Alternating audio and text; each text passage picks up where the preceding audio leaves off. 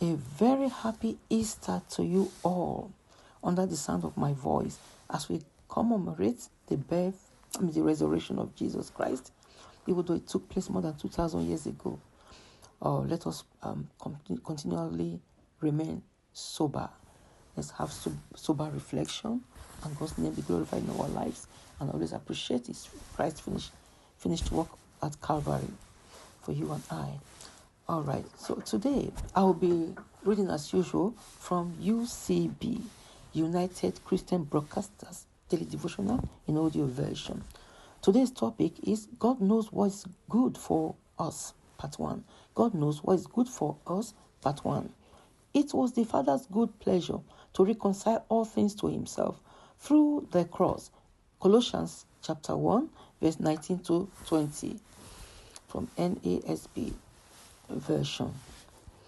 So today's message says, our definition of good is different from God's. It was the Father's good pleasure to reconcile all things to Himself through the cross.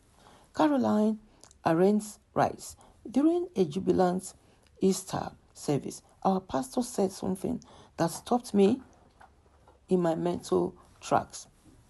The world offers promises full of emptiness. The world offers promises full of emptiness, but Easter offers emptiness full of promise. Empty cross, empty tomb, empty grave close.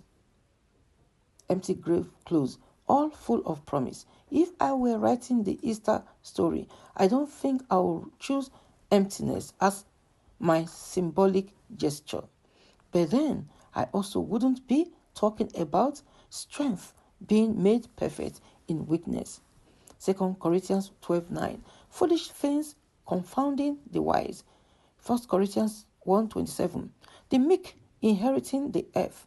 Matthew 5:5. Or the poor in spirit getting the kingdom of heaven. Matthew 5:3. And I certainly wouldn't be talking about dying in order to live. John 12:24. I don't understand the way God thinks, but on those days when I feel hollowed out and broken, it makes me glad to remember that for Easter people, even death is full of promise. I'm writing this during a particularly long Good Friday season in my own life. My mom is battling cancer, and I'll be lying if I said I was able to count it all joy. I pray for healing and hope desperately it will come here on earth. I vacillate widely between faith and doubt, openness and bitterness. But we do not suffer alone, because the God of the universe wore our skin and died our death and removed its sting forever. And even when I'm sad, I look at my mom and remember, without Good Friday, there would be no Easter morning. I repeat, without Good Friday, there would be no Easter morning.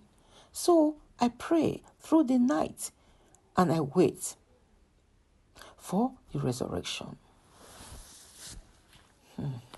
With that said, as Christians, we ought to read, in fact, study our Bible on a daily basis for our own good.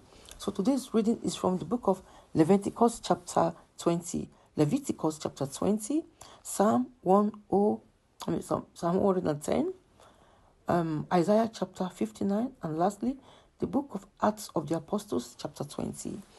With that said, this is your friend, Lady SL. Once again, a very happy Easter Sunday. So celebrate grand style, acknowledging that Jesus has risen. God bless you all. Have a fantastic Easter Monday and a wonderful week. A very productive week ahead. Bye for now. Shalom. God bless you all.